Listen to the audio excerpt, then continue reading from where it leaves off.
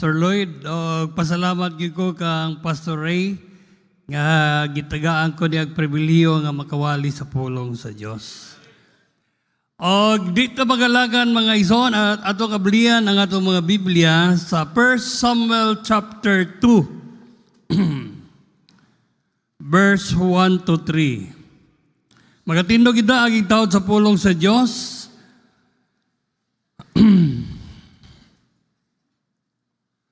First Samuel chapter 2 verse 1 to 3. I believe prayer meeting nyo, midweek service o prayer meeting.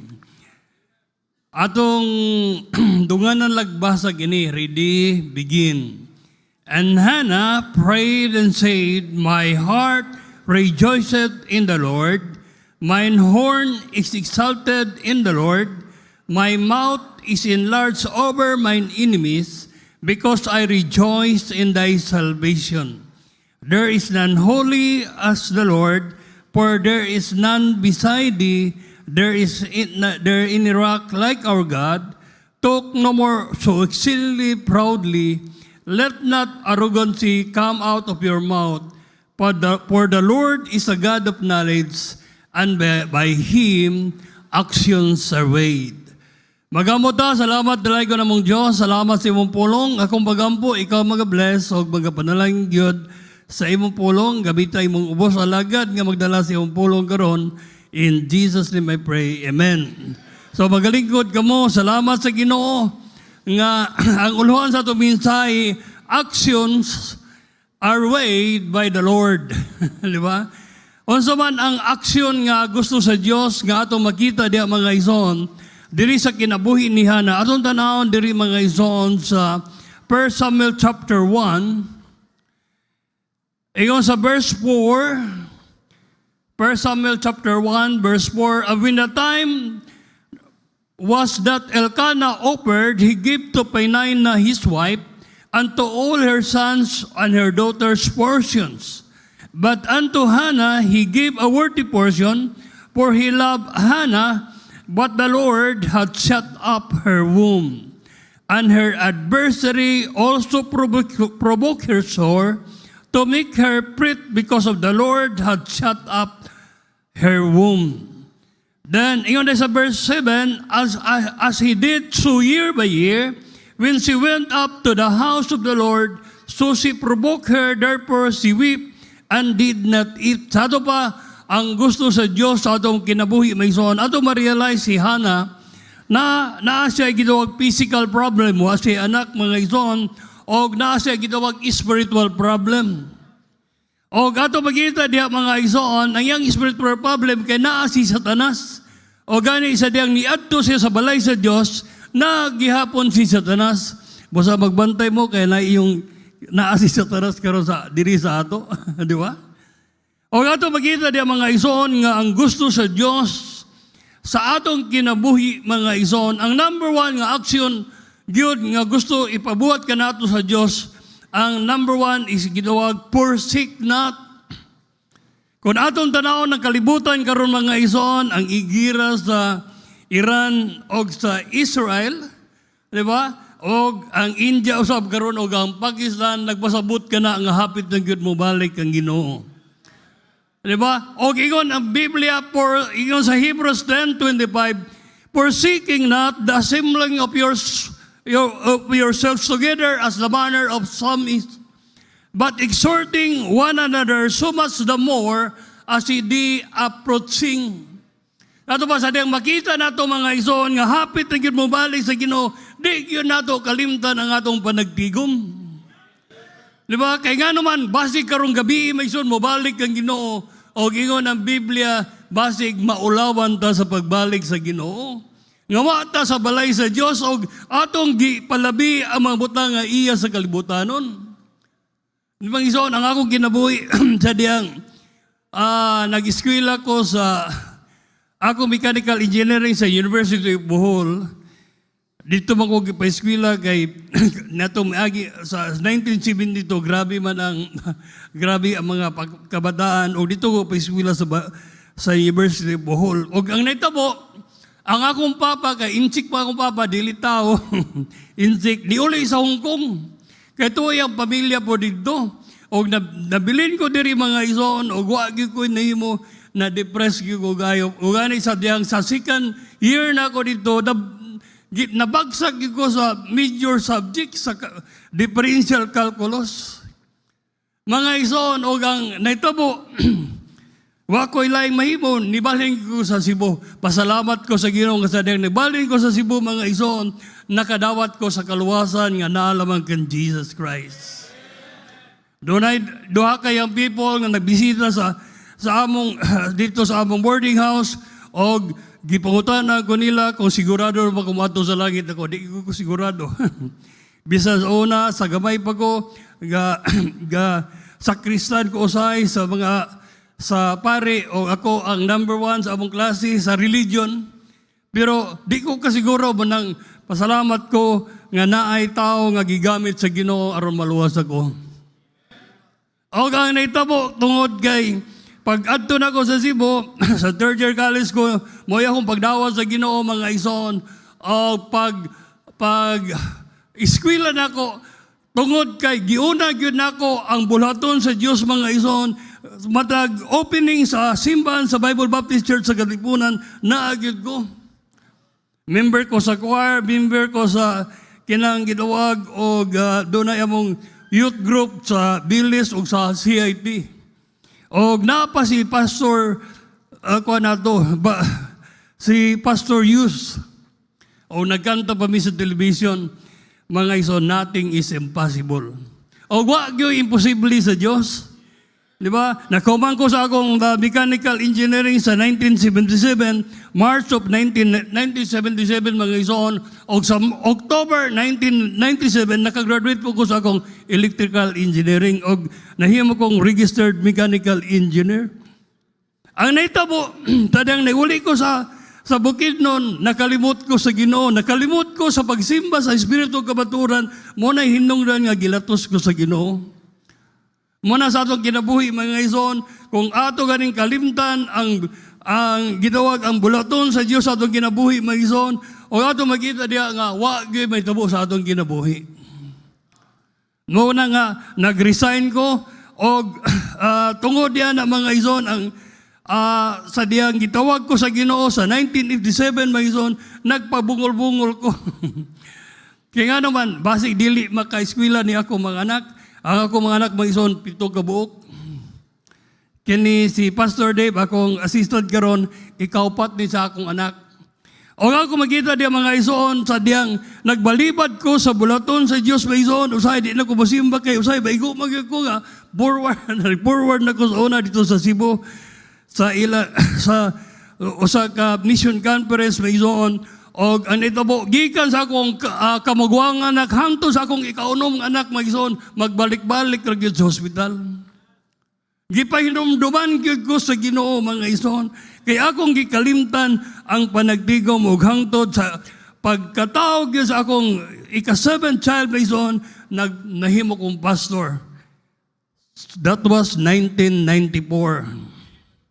O kami ni Pastor Ray, nagkita na misigin, magkita kay bari man ko sa mag-appeal man ko sa una diri sa prayer and fasting diri silang Pastor Chris. O sa diyang nagtrabaho pa ko sa Department of Labor and Employment sa Cagayan, magkita pa dito silang Pastor Canlas, kay dito mo kumupuyo silang Pastor Canlas, kay maniguro yun ko nga dili ko makapuyo sa lain nga balay, kay basig madala na sab ko. Paduol ko sa Ginoo og salamat sa Ginoo nga ang ako mga anak nga lisod gyud kami kaning mag-eskwela sa Bible School diri si Father si Rogelio, ang anak ni sa among sa manghod sa akong asawa. Og ang manghod siya akong sa akong asawa si Dora Teodora Casas, may among kauban sa balay sa pagsugod ng mong misyon. Sa ito, 7 ka mong anak, duhami ikasiyam ang ilang mama. Og lisod yun kayo. Kay second year high school pa nga akong anak mga ison ato nga time, pero nagpadayon yun sa pagpangalagad sa Ginoo. Sa pagkalis sa akong anak mga ison, ang akong anak na scholar siya, og nakadugang sa amog sa kuan sa diya sa bulaton sa Ginoo. Ang akong alawas ato 1994 is 250 pesos only. Kada semana, unya kuhaon pa na ako sa Valencia kaya akong sending church si Pastor Bear Pontillas man. Pag abot ako sa balay, kuhaan akong tithes. Diba? Gamay na lang yun. O sa grasya ra gyud sa Ginoo nga nakahuman ang akong mga anak. Kaya mura may akong gipangayo sa Ginoo, Lord, tabangi ra gyud nga makaeskwela akong mga anak.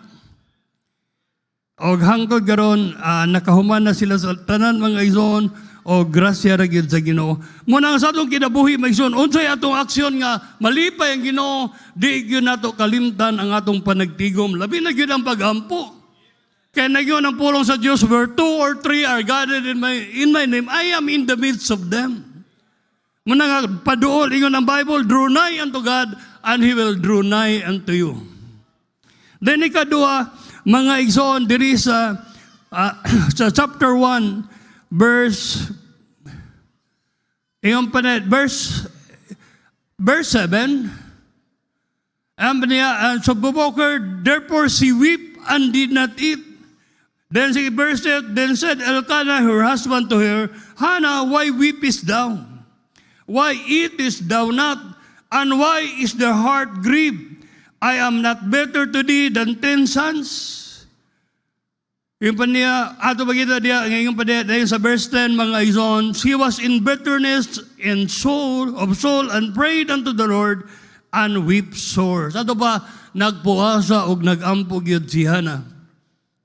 Hangtod karon mga igsoon, sa diyang nahimo ang prayer and fast, mga igsoon, hangtod karon naghimo pagyapon ni og fasting and prayer.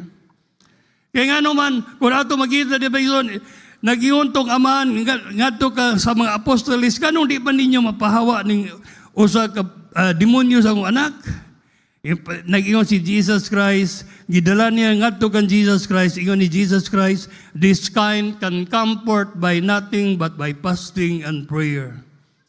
Diba? Muna nga, gyud ato may mo, doon ay mga pag-ampo nga, kinanglan lang nga atong iampo, pero doon ay gyud mga problema, mga ison, nga kinanglan og puasa og ampo.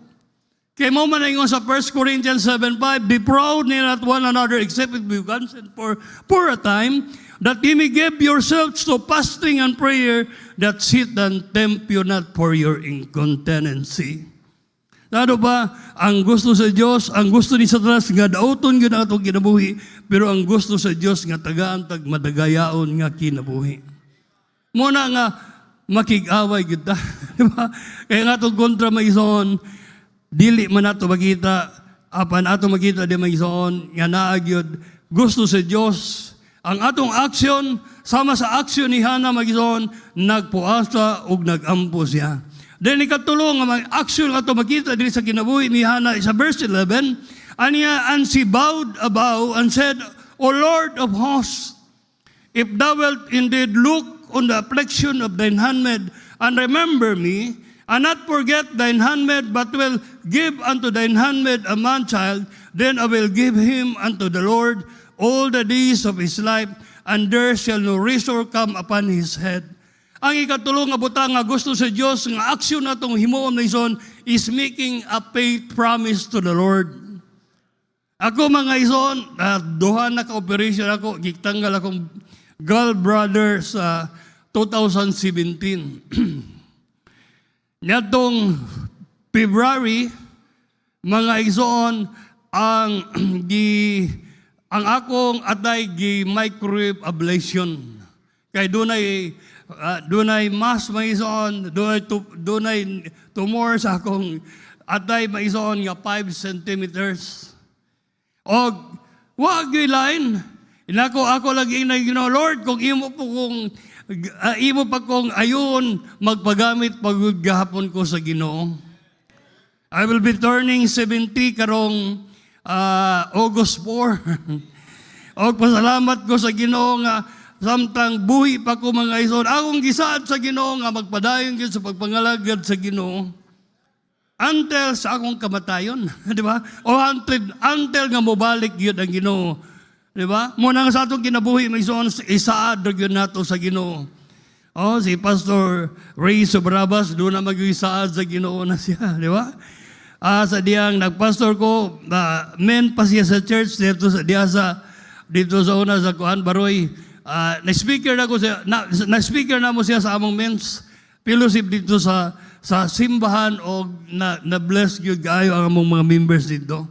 Tungod sa saad sa Ginoo, Lord, sama kang Jacob, nagsaad siya sa Ginoo si Jacob, di ba? Na kung padalanginan nimo ako, Ginoo, I will surely give the tenth unto thee. Ano ba? Ang giving there is above the tithe. So, ang atong hatag mga ison, dili lamang kay sa kwarta, ang atong time o ang atong talent, atong ihatag sa Ginoo. Diba? O atong makita din mga ison nga, ang gusto sa Diyos, nga makigsaad kita sa Diyos. Nga kung panalanginan man ta sa Ginoo mga ison, kung gani imong tanawon diha mga ison, ay ang sa verse 6 mga ison, the Lord kill it sa 2 Samuel chapter 2, verse 6, the Lord kill it and make it alive. He make it brown to the grave and bring it up. The Lord make it poor and make it rich. He bring it low and lift it up. He raised up the poor out of the dust and lifted it up, the bigger from the dunghill. Ato makita ang tanan, iya gyud sa Ginoo. Wa gyud ato ang atong kinabuhi, iya sa Ginoo. Ako naluwas ko, mga ison, iya gyud na sa Ginoo. Di ba? Kay wa gyud ko mahimo. Kung ang akong mama, farmer ang akong mama, pero pasalamat ko sa Ginoo nga gigamit akong mama pagsuporta bisan wa akong papa kay niuli malagi sa Hong Kong akong papa. Og ako nakita ni magison, kung wa pang Ginoo, nagingon ang Ginoo sa ako, nganong di man ka mangalaga sa Dios nga gani gibiyaan man kasi imong papa. Pero pasalamat gani ka nga nagdawat ka sa Ginoo og nakahuman ka pag-eskwela bisan wa kay papa diri sa kalibutan kay naamang ko. Anya, mabalaka day ka sa imong mga anak. Diba? Nga dili maka-eskwela nga gipa-eskwela ta gani ka. Di ba? Muna nga sa atong kinabuhi may ison, saad lang gito sa Ginoo. Amen? Iyon sa Romans 11:36, for of Him, through Him, unto Him are all things. Di ba? Ang atong tanang kinabuhi may ison, atog yung isaad sa Ginoo, kay gikan kaniya, pinaagi kaniya, o para kaniya manantanan. Muna nga, ang atong kinabuhi may ison, naaragyot sa kamot sa Diyos. Then ikaw pat, mga ison nga atong makita diya sa kinabuhi ni Hannah. Ingon there is a verse 13, verse 12, and it came to pass 1 Samuel chapter 1 verse 12, and it came to pass as he continued praying before the Lord that Eli marked her mouth. Now Hannah, she speak in her heart only, her lips moved, but her voice was not heard. Therefore Eli thought that he had been drunken. And Eli said unto her, how long wilt thou be drunken? Put away thy wine from thee. And Hannah answered and said, no, my Lord, I am a woman of a sorrowful spirit. I have drunk neither wine nor strong drink, but have poured out my soul before the Lord. Count not thine handmaid for a daughter of Belial, for out of the abundance of my complaint and grief have I spoken hitherto. Mga ison, ang ikapat kabutang nga aksyon nga atong pagaymoon aron panalanginan sa Ginoo may ison, ang ikapat, prit not. Ayaw gyud pagbagotbot, labi na gyud sa alagad sa Ginoo. Diba? Kaya ingon si Hari David, I cannot touch God's anointed. Diba? Dunay katuyuan ang tanan sa Diyos. Si Hannah, kung atong tanawon di ang mga ison, wa na mo gawas sa iyang baba tungod kay puno kay iyang kasing-kasing may ison, o giingnan siya ni Eli, hubog man kahana. Pero iya lang na hinunduman ng mga ison nga ingon sa 1 Thessalonians 5, in everything give thanks, for this is the will of God. Ngayon, pasalamatan nato kaganuman kung atong tanawon sa Romans chapter 8. Romans chapter 8 mga ison. Ingon sa Romans chapter 8 26, likewise, the Spirit also helpeth our infirmities, for we know not what we should pray as we ought, but the Spirit itself maketh intercession for us with groanings which cannot be uttered. And he that searcheth the heart knoweth what is the mind of the Spirit, because he maketh intercession for the saints according to the will of God. And we know that all things work together for good to them that love God, to them who are called according to his purpose. For whom he did foreknow, he also did predestinate to be conformed to the image of his Son, that he might be the firstborn among many brethren. Ingon sa verse 30, moreover, whom he did predestinate, them he also called, and whom he called, them also he justified, and whom he justified, them he also glorified. Ingon sa verse 31, what shall we then say to these things? If God be for us, who can be against us? Ano pa mga ison, nga bisan against na ang alagad sa Dios, pero gituyo gito sa Dios aron makita gyud unsa ang kasing-kasing ni Hana. Di ba? Nakadumdum ta ka Moses, si Aaron o si Miriam sa Genesis chapter 12 mga ison, nga nagbagot po sila tungod kay nagminyo o gitiyo siya numan si Moses. Pero ang gitanaw sa Dios, unsa ang kasing-kasing ni Aaron o ni Miriam. Di ba? Nga bisan ang alaga sa Dios, masayop man yun ang alaga sa Dios kay iyon mas maayo pa kuno ang kabaw nga upat og tiil. Masayop magani ng pagkabaw nga upat og tiil. Mas more ka ang duha. Ang tao nga duha rag tiil. Di ba akong papa, ingon ang papa sa una, kay negosyante ba akong papa? Kung dili kuno ka limbong patay. Kung limbong patay, may pagmulimbong ka. Pero sa ato mga Kristiyano, kung dili ka faithful, patyon magyapon ka sa Ginoo. Kung mag-faithful ka, patyon usahay mamatay gyapon ta. Pero maingon ang Ginoo, well done, thou good and faithful servant, enter into the joy of the Lord. Mga ison, kung mag-faithful na sa Ginoo, panalangin lang kita sa Ginoo. Gani nga sa James chapter 1 verse 12. Atong tanawon din mga ison, James chapter 1 verse 12. Ayun pa na, blessed is the man that endureth temptation, for when he is tried, he shall receive the crown of life, which the Lord had promised to them that love Him. Kung nahigugma ta sa Diyos, mga ison, tagkuruna sa ginawag kinabuhi.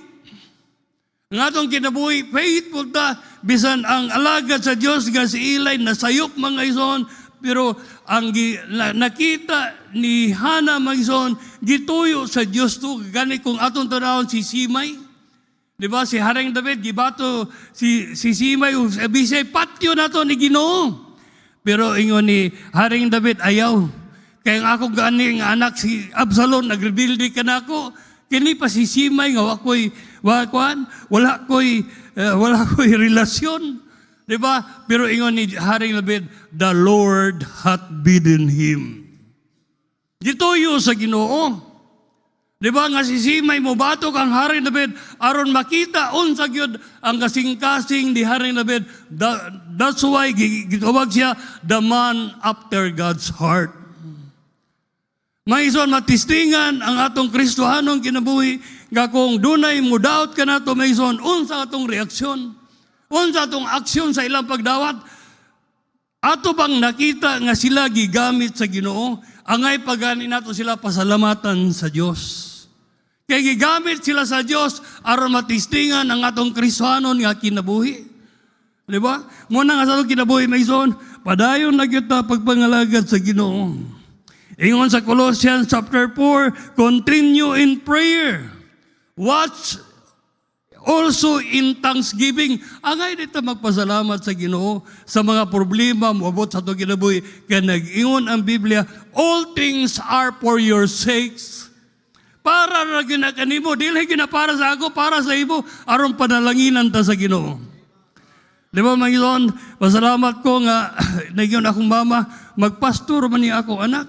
Gipa-eskwela na ako, singot-singot ko, yun pa niya, o nagpastor man niya akong anak. Pero sa last hours, akong mama may son, samtang edit ni sa New Testament o sa Old and New Testament is iligan mga ison. Nanawag akong mama nga hapit na siya matay niya. Yung pa niya, Doy, pauli. Alas 12 sa gabi, mga ison, niuli ko sa balay-balay. Pag-abot na ko, alas 4 sa kadlawon. O iya kong giingnan nga, basahin ko Biblia. Hangtod sa alas 6, nihawa ko sa balay kay dunay among parinti ako man na presidente sa among sa Langot clan o kinahanglan mo wali magkugo dito. Pag-abot na ko dito mga ison, namatay akong mama. Pero pasalamat ko nga bisan sa simbahan sa Katoliko, nagwali ko sa pulong sa Diyos. Mga ison, gusto sa Diyos nga padalanginan ta. Amen, di ba? Basta, dili lang tayo magbagot-bot, magpasalamat lang ta sa Ginoo. Then, number 5, mga ison, ang gusto sa Diyos ng atong aksyon, o ingon ang Biblia, gipanalanginan, gitubag sa Diyos, nga tagagitagaan siya, si Samuel, si Hannah.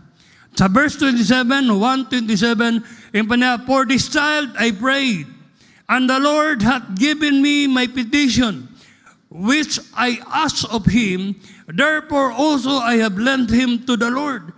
As long as he liveth, he shall be lent unto the Lord, and he worshiped the Lord there. Ato bang makita may son, ang ikalima nga butang ato makita diya may son, si Hannah, o sa aksyon nga gipanalanginan siya sa Diyos, tungod kay he fulfilled her vow. Kung nakakagisad, tumanag yun ang imong saad. No matter what, mga ison, o ato makita diya may son, nga gipanalanginan si Hannah, o ato makita kung imong tanawon sa Biblia, mga ison, gitagaan pag siya 5 ka anak. Usaray ang gihatag si Samuel Ramagison, pero gitagaan siya 5 ka anak, 3 anak nga lalaki o 2 ka anak nga babae. Mga ison sa atong kinabuhi, mga ison, dili gyud mangutang ang Ginoo, mo panalangin gyud ang Ginoo. Di ba? Sa diyang akong nangutana gahapon dito mi sa ilang Pastor Maning, nangutana sa Pastor Maning, giunsa man nimo? Nako Ginoo ra gyud tanan nga nakahuman akong mga anak. Diba? Dili gyud ako kay kun akong tan-awon, wa man ko'y mahimo. Pero nituman ra gyud ko sa akong gisaad sa Ginoo. Akong eldest karon to sa Amerika, siya ang ikaduha, babae gapon, is kadang gituwag Chief Executive Master Sergeant. Ang ako ikatulo lalaki, Chief Master Sergeant. Then, ikaapat ako si Pastor Dave. Ang ikalima na mo, kanang nurse siya, nakaasawa siya, doktor mo, provincial health officer karon sa Bukidnon. Then, akong ika-unom nga anak to sa New Zealand. Akong ikalima anak is manager sa Asian Link. Ang Ginoo, dili gyud nga, ang saad niya, iyag yung tumanon. O yung sabay ako, kinabuhi, hangtag buhi pa ko may son, magpagamit gigo sa Ginoo. Salamat sa Ginoo, o mag-ampot na. Salamat, dalay ko na mong Diyos, ikaw magapanalangin. O salamat sa kang Pastor Ray, kang Pastor Lloyd garon, o sa simbahan diri sa Tubod o God, na nakita na mo ang mga panalangin ni mo. O nga kung pag-ampo usap o Diyos, ikaw mag-bless, o magapanalangin karong ka, kagabiyon. Akong ihatag ang Pastor Lloyd.